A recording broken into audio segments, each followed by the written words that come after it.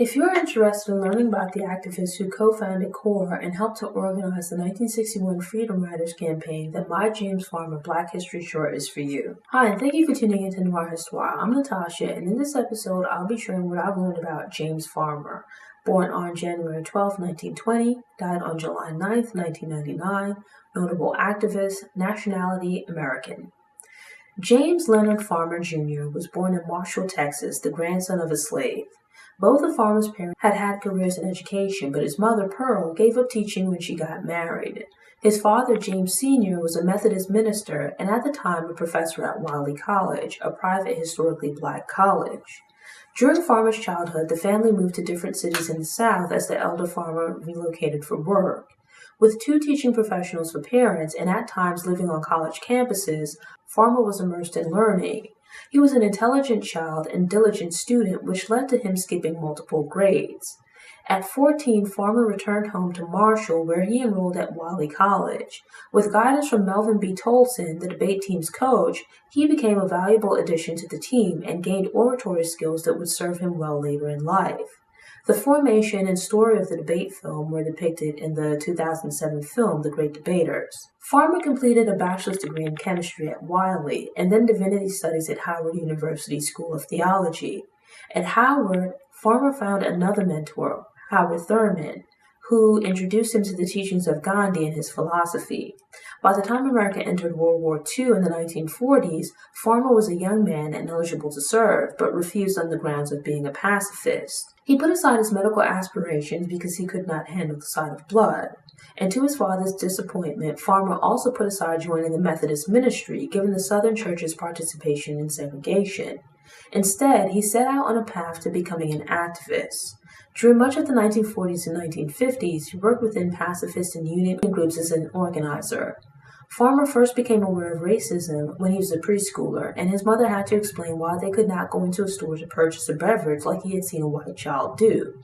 His mother's anguish at having to explain why they couldn't enter the store stuck with him. His parents, and growing up in predominantly black communities, would shield him for a time from the full brunt of racism. But later, as a young man in college, he would experience segregation and the division from childhood friends due to their different races. Those experiences nourished a spark within him to do something to change segregation. The Congress on Racial Equality was co-founded by Farmer and other activists in Chicago in 1942, but it didn't receive its full attention until several years later. Later renamed Congress of Racial Equality, CORE, the group worked across racial groups but was primarily white and northern based. CORE was dedicated to addressing racial issues through the use of nonviolent tactics.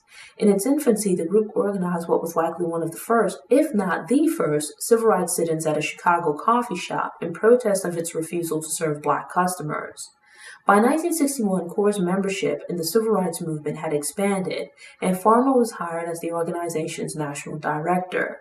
That year would also mark the launch of the Freedom Rides, a campaign where interracial groups of activists braved the threat of violence and arrest as they rode through the South on buses. CORE had previously deployed this tactic following the Supreme Court ruling that deemed segregated interstate travel unconstitutional, yet the practice had remained stubbornly in place for over a decade. The 1961 Freedom Riders campaign garnered a lot of media attention as it moved through the South, particularly in Alabama.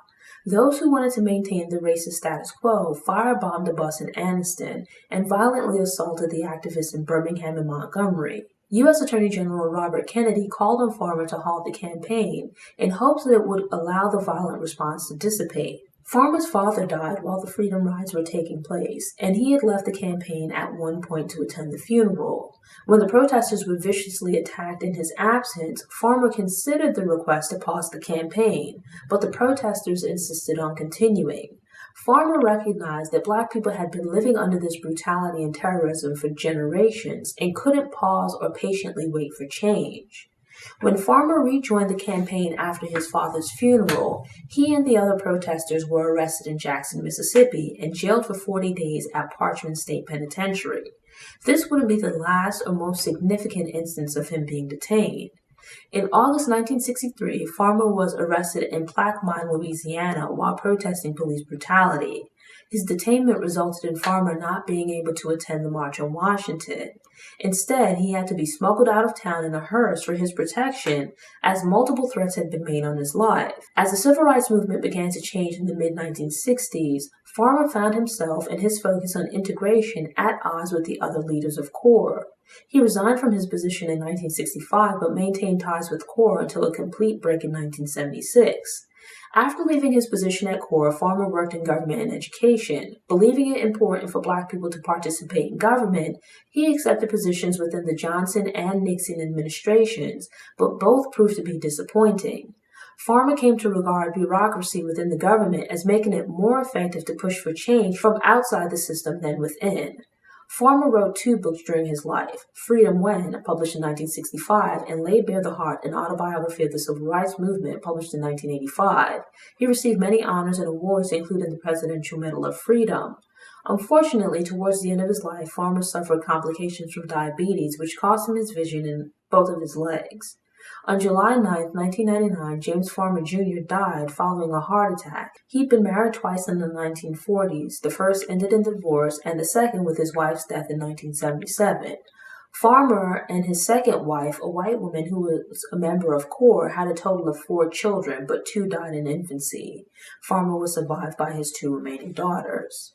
Thanks for tuning in. Show notes and sources are available on the Noir Histoire website via the link in the episode description. I'm working on creating downloadables, so keep an eye on the website. These Black History Shorts are released every Tuesday, so if you enjoyed this episode and want more, subscribe to the channel, click the notification bell, and check out my Black History Shorts playlist.